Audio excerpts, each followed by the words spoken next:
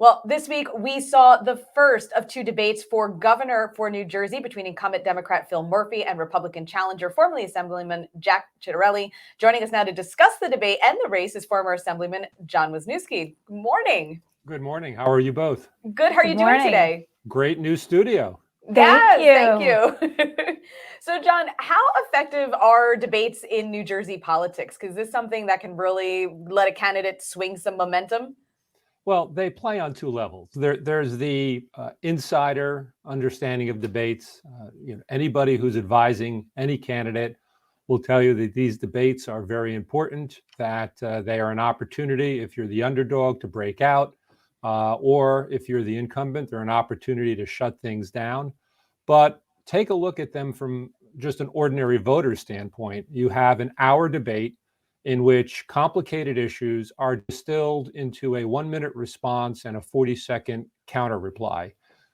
That's what, frankly, one of the problems with American politics, just not New Jersey politics today, is that we take very complicated issues and we want to make them understandable in 1 minute, 40 seconds. And that does a disservice because some of these things just aren't able to be discussed in that time.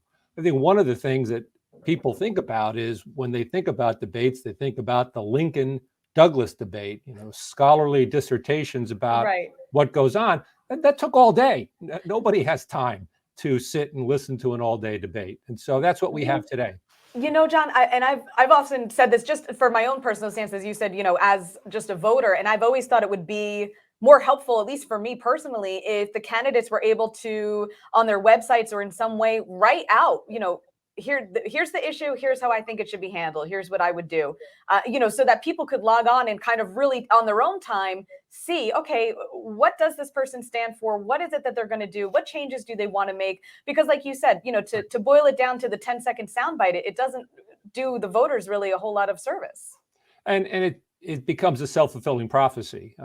People, because the format requires such a constrained time frame, that's what voters come to expect. And as a consequence, that's what, frankly, a policy gets made so that people can understand it and people can accept it.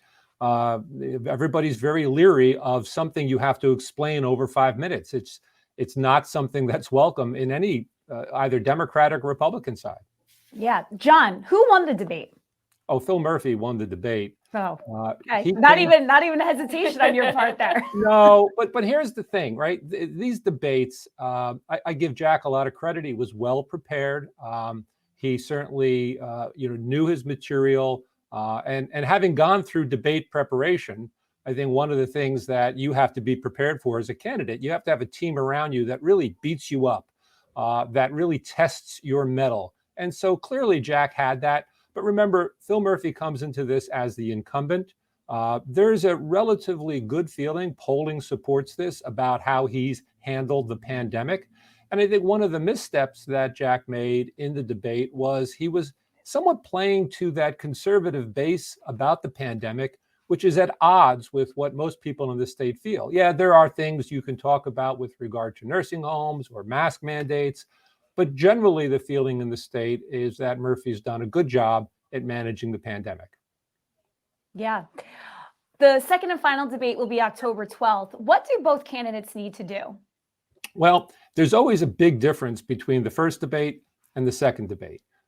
In the first debate, and you've seen this historically, take a look at Barack Obama's first re-elect debate. It was markedly different from his second one. And the same thing with George Bush, and the list goes on.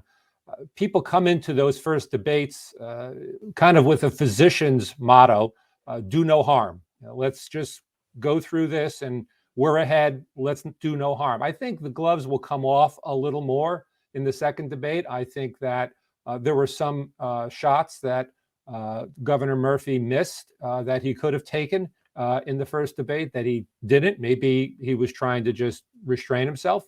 And there were some things that Jack missed as well in his first go out.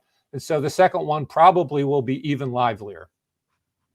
That's impressive for what was already a very lively debate. Yeah, imagine that, right? It was certainly not a sleeper. There were a lot of good lines, both sides. had some really good lines. It was interesting that towards the conclusion, Governor Murphy, and I'm borrowing from Charlie Style here, channeled a little bit of Ronald Reagan saying it's, sunrise in New Jersey, which was a very effective theme for Ronald Reagan in his reelection, where he campaigned on it being morning in America. Very interesting. John, thank you so much for your time this morning, for breaking this down for us. We look forward to speaking with you again. Good friend of the New Jersey Morning Show. Thank you. Thank you very much. Good being with you both.